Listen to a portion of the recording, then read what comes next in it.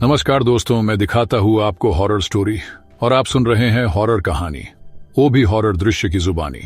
दोस्तों, आज फिर से लेके आया हूँ एक ऐसे ही डरा देने वाली कहानी, पश्चिम बंगाल का खौफनाक बेताल। लेकिन मुझे पूरा उम्मीद है कि आपने आज से पहले ऐसे दिल दहला देने वाली डरावनी कहानी नहीं सुनी होगी। तो चलिए शुरू करते हैं इस कहानी को। बंगाल की काली रातों में जब हवाएं सरसराती हैं तो कोलकाता के पुराने हिस्से में स्थित राय चक्रवर्ती हवेली में एक लड़की की दबी दबी चीखें सुनाई देती हैं। यह हवेली, जो कभी रौनक से भरी रहती थी, अब वीरान पड़ी थी। कहते हैं यहां रहने वाले सभी लोग या तो मर चुके हैं या पागल हो चुके हैं। परंतु इस रात हवेली के बाहर खड़ी तनुजा की आंखों में आंसू थे। मां, मैं आपको यहां अकेला नहीं छोड़ सकती। उसकी आवाज थरथरा रही थी, लेकिन हवेली की ऊंची खिड़की से झांकती वो धुंधली परछाई, वो उसकी मां थी या कुछ और। अगले ही पल एक भीषण गर्जना के साथ खिड़की से कुछ गिरा, एक खून से सना हुआ हार। तनुजा ने कांपते हाथों से हार उठाया। तभी हवेली के अंदर से अजीबोगरीब आवाजें आने लगीं, जैसे कोई उसके नाम की फुसफुसाहट कर रहा हो। तनुजा, अंदर आओ। उसका कलेजा मुंह को आ गया। उसने धीरे से हवेली का दरवाजा धकेला। एक झटके में वह खुद ही खुल गया। अंदर का दृश्य देखकर उसकी चीख निकल गई। सीढ़ियों के पास एक अधजला शरीर पड़ा था, जिसका चेहरा पिघल चुका था, पर उसकी आंखें खुली थीं। वो तनुजा को घूर रहा था और तभी हवेली के किसी कोने से आती एक परछाई झपट पड़ी। बेताल! तनुजा को लगा अब उसकी मौत निश्चित है। लेकिन तभी एक औरत की चीखें गूंज उठीं, रुक जा, ये मेरी बेटी है। तनुजा की आंखें फटी रह गईं। वह अपनी मां को पहचान सकती थी, पर यह क्या? उनकी आवाज में असहनीय दर्द था। चेहरा स्याह पड़ चुका था और उनका शरीर जैसे धीरे धीरे राख में बदल रहा था। मां! वह दौड़ी, लेकिन जैसे ही उसने अपनी मां को छूना चाहा, वे धुएं में तब्दील होने लगी। उनकी आंखों से आंसू गिर रहे थे और उनके होंठ हिल रहे थे।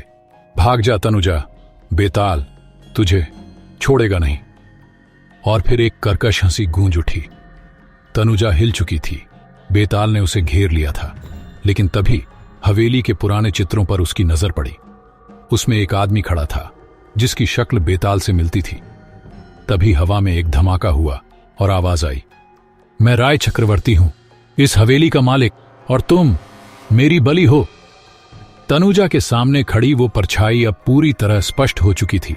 काले नाखून, जलती आंखें और लंबा हड्डियों से भरा शरीर। बेताल अपनी असली शक्ल में था। बेताल की आंखें चमक उठीं और एक धूल भरी किताब हवा में उड़ती हुई तनुजा के पैरों में आ गिरी। उसके पन्ने अपने आप खुल गए। कहानी में क्या लिखा था? राय चक्रवर्ती कौन था और बेताल क्यों हवेली में छुपा हुआ था? जानने के लिए बने रहे मेरे इस वीडियो में। तनुजा के हाथों में वो पुरानी धूल से सनी किताब कांप रही थी। हवेली के चारों ओर फैली स्याह धुंध अब और गहरी होती जा रही थी। उसकी आंखें अब भी अपनी मां की राख को टकटकी लगाकर देख रही थीं, जो अभी कुछ देर पहले तक एक इंसान थी। मां, आप मुझे छोड़कर क्यों चली गईं? उसकी आवाज रूंधी हुई थी। आंसू उसके गालों पर पिघलते मोम की तरह बह रहे थे। हवा में एक हल्की सरसराहट हुई। ऐसा लगा जैसे कोई उसके कानों में फुसफुसा रहा हो। पढ़ो तनुजा, सच्चाई पढ़ो। उसने कांपते हुए किताब के पहले पन्ने को खोला और जैसे ही उसकी आंखें शब्दों पर गईं, हवेली के अंदर भयानक चीखों की गूंज उठी। किताब का पहला वाक्य पढ़ते ही हवेली की दीवारें खुद ब खुद हिलने लगीं। तनुजा का सिर चकरा गया। राय चक्रवर्ती, एक ऐसा राजा जिसने अपनी आत्मा शैतान को बेच दी। और तभी हवेली का मुख्य दरवाजा जोर से खुद ब खुद बंद हो गया। तनुजा उछलकर पीछे हटी, लेकिन उसकी परछाई वो हिल नहीं रही थी। उसकी सांसें तेज हो गईं और फिर दीवारों से एक एक करके काले हाथ निकलने लगे। वे उसे पकड़ना चाहते थे। वह चीखते हुए पीछे हटी, लेकिन तभी एक हाथ उसकी गर्दन पर आ पड़ा, ठंडा, सख्त और बेहद भारी। उसने अपने पीछे देखा और वहां खड़ा था बेताल। तनुजा के गले से घुटी हुई चीख निकली। बेताल ने उसे जमीन से लगभग 2 फीट ऊपर उठा दिया था। मुझे मत मारो, उसने रोते हुए कहा, लेकिन बेताल की आंखों में खून टपकता हुआ दिख रहा था। उसने फुसफुसाते हुए कहा, यह हवेली तेरा कब्रिस्तान बनेगी। तभी अचानक एक नन्हा हाथ तनुजा के पैर से लिपट गया। दीदी, हमें बचा लो। तनुजा ने अपनी फटी हुई आंखों से देखा। वह एक छोटा लड़का था, लेकिन उसकी आंखों में गहरी चोट के निशान थे, जैसे किसी ने उसे बुरी तरह मारा हो। तुम कौन हो? उसने कांपते हुए पूछा। लड़के ने रोते हुए कहा, मेरा नाम नील है। हम सब यहां फंसे हैं, हमें इस श्राप से बचा लो।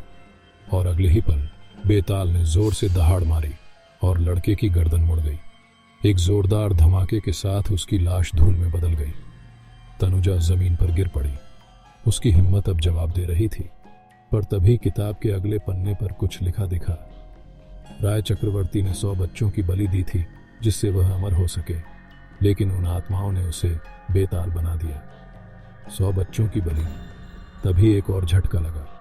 हवेली की दीवारों पर आकृतियां बनने लगी, छोटे छोटे बच्चे जो दर्द से कराह रहे थे। हमें मुक्त करो तनुजा। उनकी सामूहिक चीखें तनुजा के दिल को चीर रही थीं। पर इससे भी बड़ा झटका तो तब लगा जब उसने आखिरी पंक्ति पढ़ी, जिस लड़की के खून में चक्रवर्ती का रक्त बहता होगा, वही इस श्राप को तोड़ सकती है। तनुजा के हाथों से किताब गिर पड़ी। नहीं, ये झूठ है। लेकिन तभी एक पुराना आईना गिरकर चकनाचूर हो गया और उसमें दिखी एक तस्वीर, राय चक्रवर्ती और उसके बगल में खड़ी एक औरत जो हूबहू तनुजा जैसी दिख रही थी। हवेली में सन्नाटा छा गया। तनुजा सुन्न हो चुकी थी। क्या मैं राय चक्रवर्ती के वंशजों में से हूं? पर अगर ऐसा है तो उसका इस हवेली से क्या रिश्ता? उसकी मां ने उसे यहां क्यों भेजा था? अचानक हवेली की ऊपरी मंजिल से जोरदार ठहाका गूंजा। बेताल की खतरनाक हंसी। अब खेल शुरू होगा तनुजा। जानने के लिए बने रहे मेरे इस वीडियो में। हवेली की दीवारों से भयानक चीखें निकल रही थीं। हवाएं जहरीली हो चुकी थीं। बेताल यानी राय चक्रवर्ती अब पूरी ताकत से जाग चुका था।